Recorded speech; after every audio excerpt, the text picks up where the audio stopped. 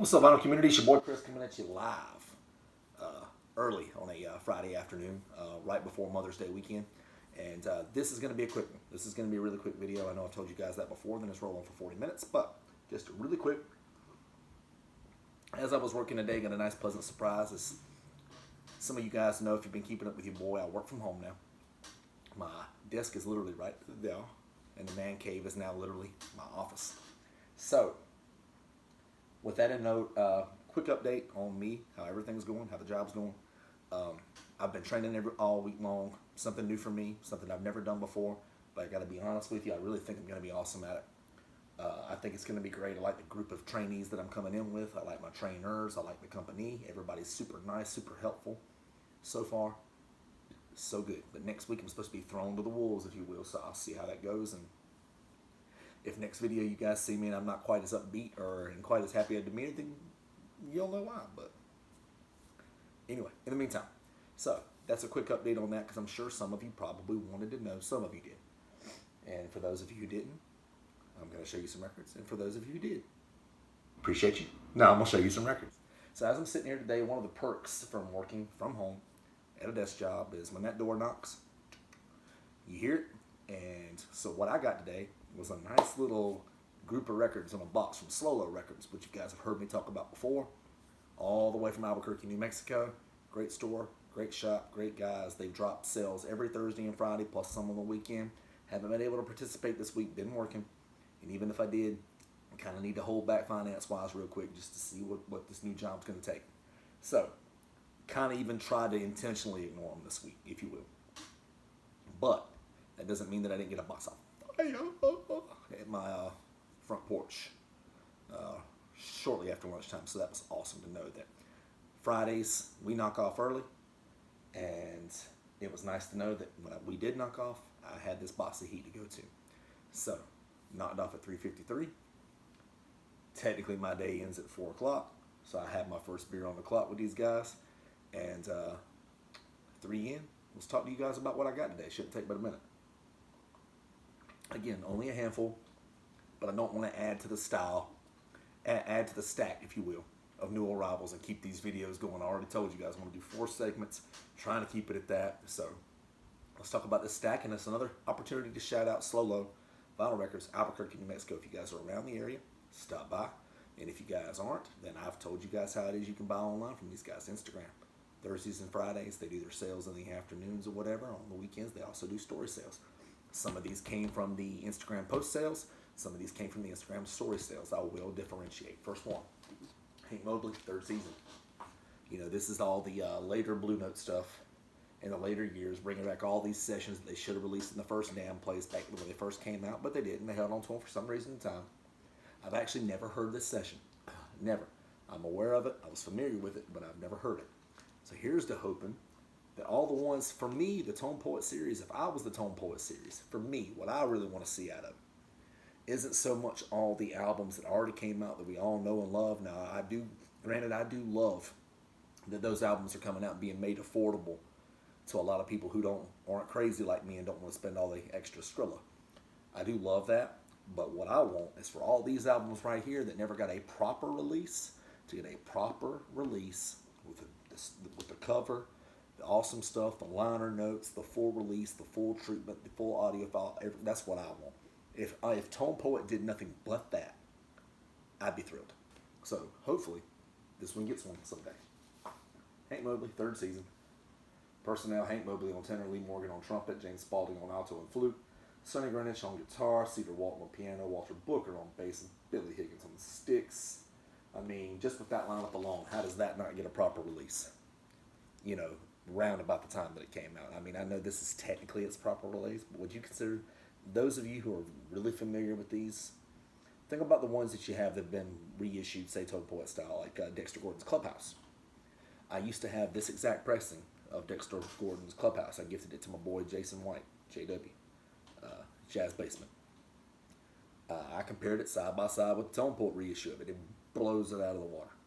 So much better. So that's what I'd like to see going forward. But anyway, got that out of the way. Next up is one I want to show you guys. So a lot of what my Jazz Vinyl Tag 2021, my tunes tag, did for me were so many people from other parts of the world that participated in my tag.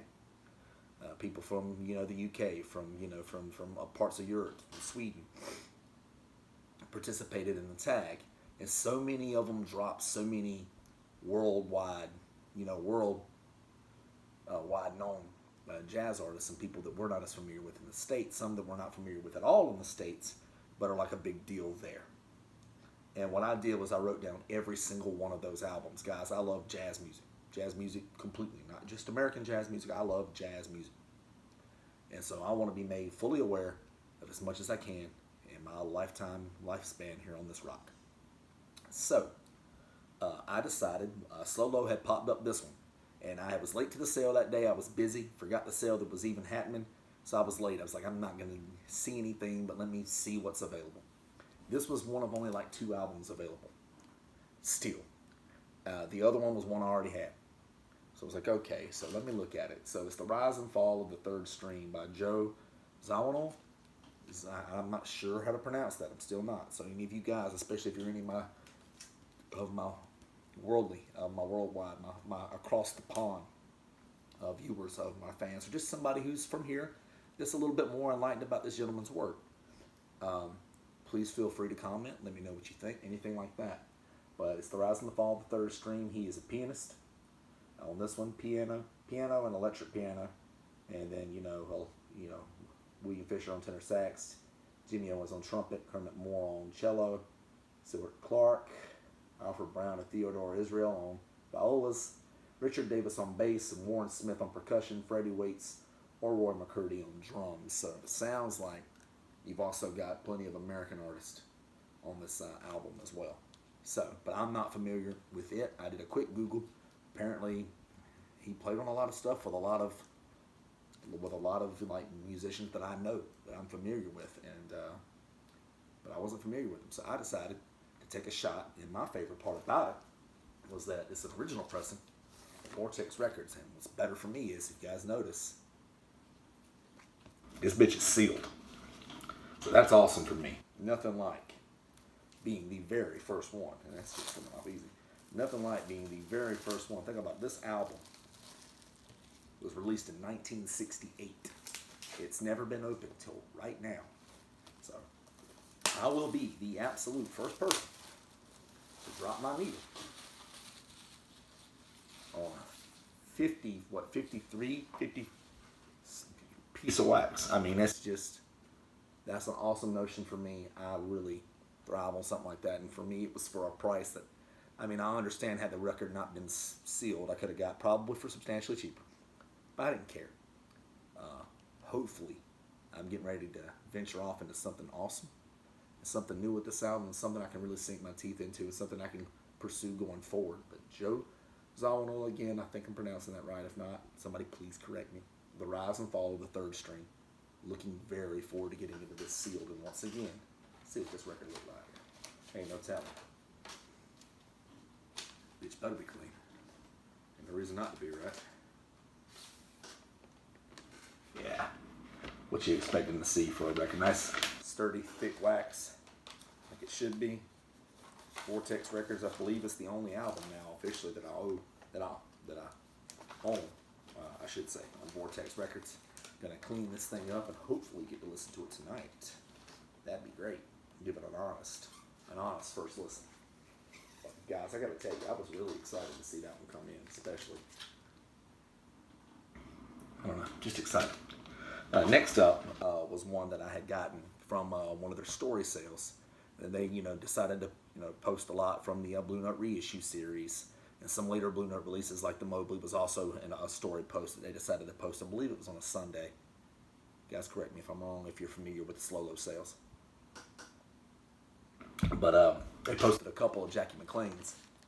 There was this one and another one. I had to decide which one I wanted more. I decided to go with Jackknife. But it's 2 LPs of 2 previously unreleased sessions featuring the great saxophonist in quintet and sextet settings, featuring brilliant solo work by Lee Morgan, Charles Tolliver, Larry Willis, Larry Ridley, Don Moore, and Jack DeJohnette. These are always quality to me, and they can usually be found at really reasonable prices. this one was a little higher because A, you don't see this one as much, and B, look at that shit. That wax is near mint, guys. 2 LPs, stellar shape. You know, Blue Note obviously didn't do this in its heyday.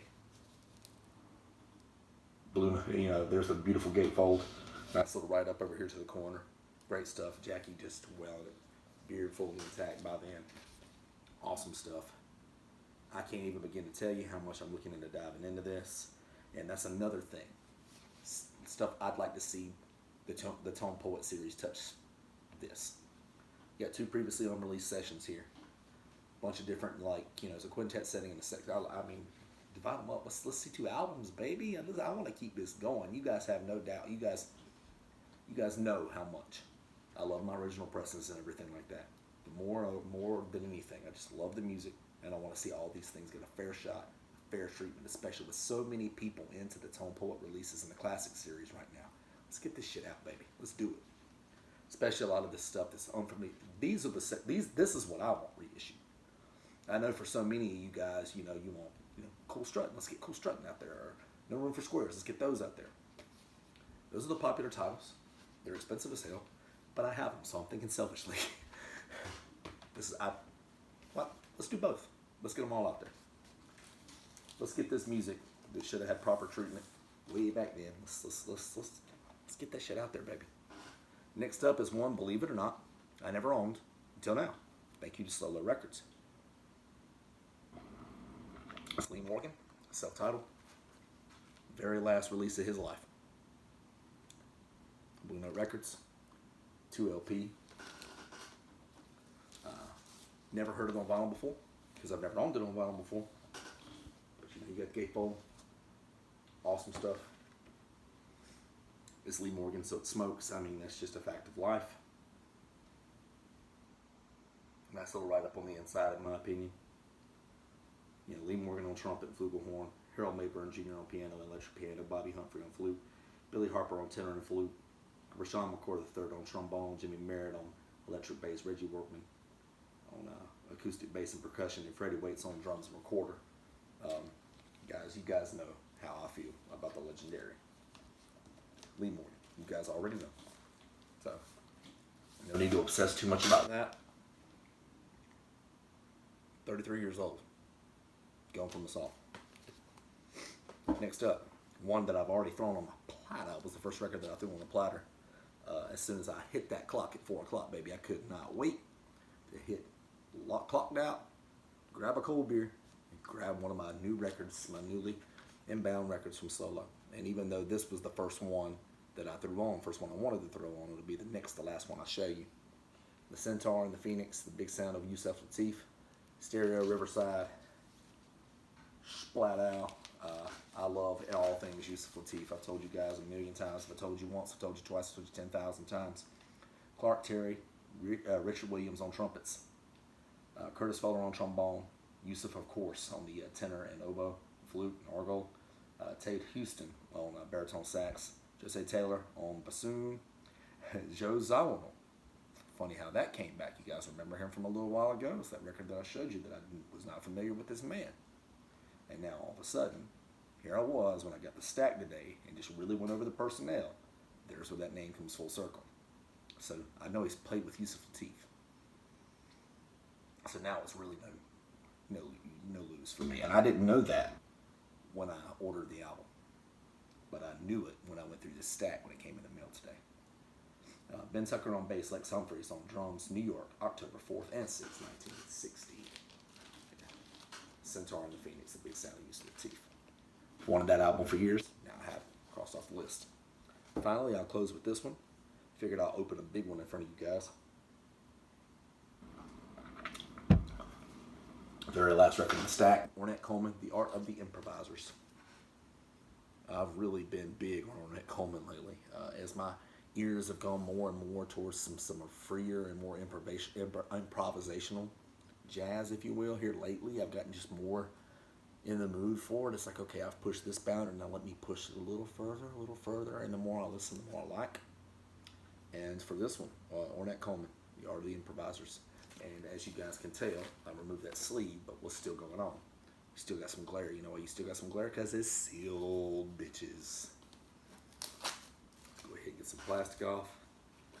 2 sealed records one day. Not very often does that happen. But again, probably paid more than what I would have paid had I gotten this album not sealed. But I love the guys at SloLow. I trust the guys at SloLow. I love Ornette Coleman. I think he's a freaking genius. So I went ahead and went with it. Man, this thing is clean. Now let's go inside. Let's dig in deep, baby. Go ahead and get in there. Let's get this record. Ooh, that's a clean insert. What would I expect, right? You got that orange and red. See, not orange and red. People are going to think I'm freaking colorblind. Red and green label. Just pristine shape. 1970. So you guys already know. I couldn't be happier. Got clean. Ooh, boy, sealed. Man, I'm happy about this. I'm going to be the very first person to drop the needle on a 51-year-old Ornette Coleman album. You know, you got Ornette Coleman on alto, Don Cherry on cornet, Charlie Hayden on bass, Billy Higgins on drums, Ed Blackwell's on drums on a couple, Scott LaFaro's on bass on a couple. Guys, what? The needle's getting dropped on this one probably next. Probably later this evening, probably with a beverage besides beer, while I'm relaxing in here in the man cave. So, I hope everybody's having an awesome weekend.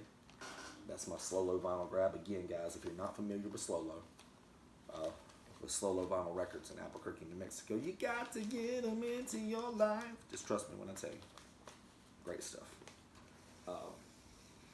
But anyway, just real quick, for all the ladies in the vinyl community, I know a couple of you at least follow or subscribe to my channel. Happy Mother's Day. Coming up on this Sunday. I know I'll be spending my weekend doing Mother's Day stuff tomorrow with my wife's family in the afternoon, and for my family in the evening, and for my dear, beloved, my wonderful, absolutely amazing wife on Sunday, all about her. So I know that's what I'm going to be doing this weekend. I hope you guys are doing the same.